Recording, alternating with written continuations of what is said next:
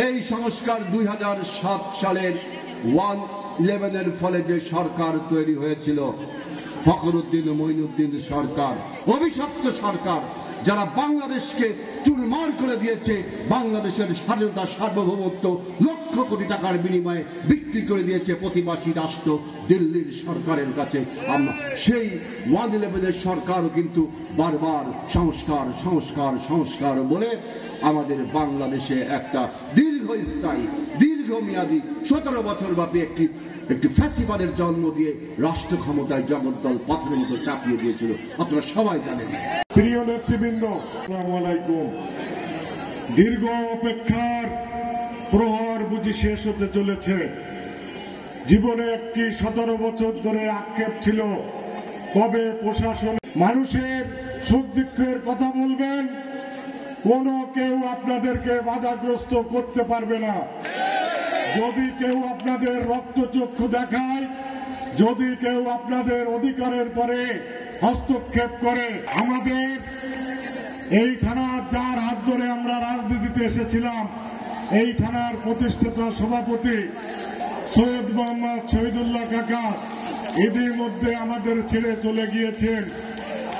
আমাদের প্রাক্তন সভাপতি যার হাত ধরে শহীদুল্লাহ কাকার জন্য আমরা সবাই দোয়া করি, আল্লাহ যেন কাকাকে বেহেশতের সর্বোচ্চ আসনে অধিষ্ঠিত করে, আমিন।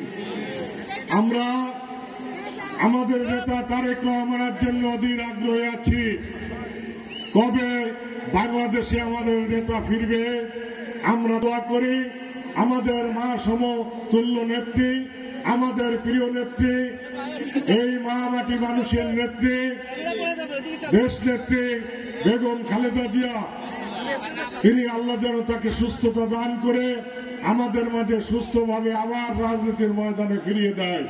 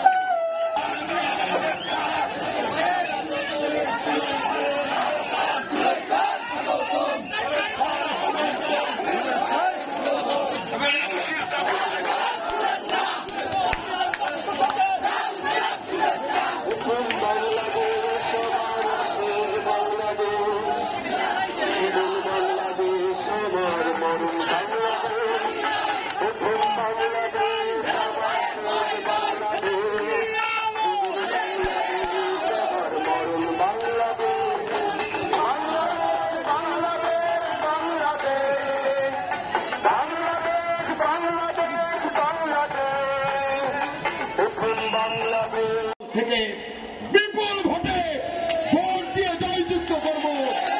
আর ভোটের অধিকার যতদিন পর্যন্ত আমরা ঠিক করতে না পারবো, আমাদের আন্দোলনের ডাক দেবেন তারেক রহমান। আমরা সেই সবাইকে ধন্যবাদ।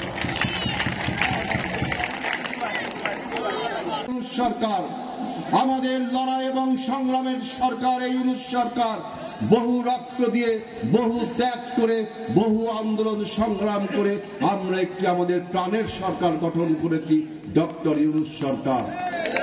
বিএনপি শতভাগ সমর্থন লাগছে এই ডক্টর ইউনূস সরকারের প্রতি, কারণ এই ইউনূস সরকারের ব্যর্থতা মানে বিএনপির ব্যর্থতা। এই ইউনূস সরকারের ব্যর্থতা মানে বাংলাদেশের গণতন্ত্রের ব্যর্থতা। এই ইউনূস সরকারের ব্যর্থতা মানে বাংলাদেশের বিপ্লবের ব্যর্থতা। তাই আমরা ইউনূস সরকারের প্রতি 100% আস্থা রাখছি। একইভাবে ইউনূস সরকারের উচিত হবে বিএনপি এবং জনগণের মধ্যে আস্থা সৃষ্টি করা। আমরা যে উদ্দেশ্যে আন্দোলন করেছিলাম, একটি ভোটের জন্য, একটি গণতন্ত্রের জন্য, আপনি সেই দিকে না হেঁটে বিভিন্ন রকম সংস্কার প্রস্তাবের কথা বলছেন। সেদিন আপনি টেলিভিশনে জাতির উদ্দেশ্যে ভাষণে বলেছেন যে সংস্কার প্রক্রিয়া যত দ্রুত হবে নির্বাচন তত দ্রুত হবে। আপনি বলেছেন দেশ এখন নির্বাচনের ট্রেনে উঠেছে, কিন্তু তার কোনো লক্ষ্য আমরা দেখতে পাচ্ছি না। কারণ যদি সংস্কার আপনি করতে চান, যে কয়টি ফ্রন্ট আপনি খুলেছেন, যে কয়টি শাখা প্রশাখা খুলেছেন, 10টি শাখা প্রশাখা খুলেছেন, এই সমস্ত শাখা প্রশাখার যদি সংস্কার প্রস্তাব করে আবার নিজেই বাস্তবায়ন করতে চান, তাহলে কতদিন সময় লাগবে? কি আপনি করতে চাচ্ছেন, কতদিন সময় লাগবে, তার কোনো পরিষ্কার ধারণা আপনি আমাদের দিচ্ছেন না। আমরা আপনাকে সমর্থন করি, কারণ আপনার বিরুদ্ধে ষড়যন্ত্র ইতিমধ্যে শুরু করে দিয়েছে ওই পরাজিত মাফিয়ারা। পার্শ্ববর্তী দেশ ভারতে বসে ওই মাফিয়া রানী বারবার ষড়যন্ত্র করছে, বিভিন্নভাবে ভিডিও বার্তা ছেড়ে আমাদের জনগণকে বিভ্রান্ত করছে।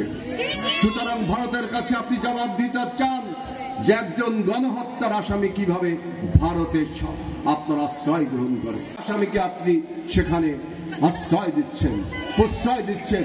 বাংলাদেশে 71-এর স্বাধীনতা যুদ্ধ কিন্তু হয়েছিল কারো কাছে দাসখত দিয়ে নতজান হবার জন্য নয়। 71-এর স্বাধীনতা যুদ্ধ আমরা করতাম আমাদের সার্বভৌমত্ব টিকে রাখবার জন্য।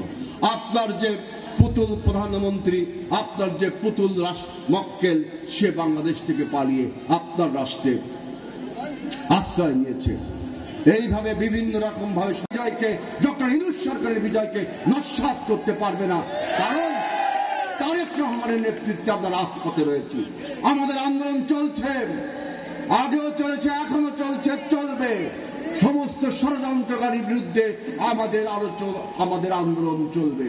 নির্বাচন ব্যতিরেকে কোন রকম ষড়যন্ত্রমূলক পদক্ষেপে নিলে মনে রাখবেন, বিএনপির নেতা কর্মীরা রাস্তায় গণতন্ত্রের পতাকা হাতে আবারও লড়বে, বাংলাদেশকে গণতন্ত্র প্রতিষ্ঠিত করবে।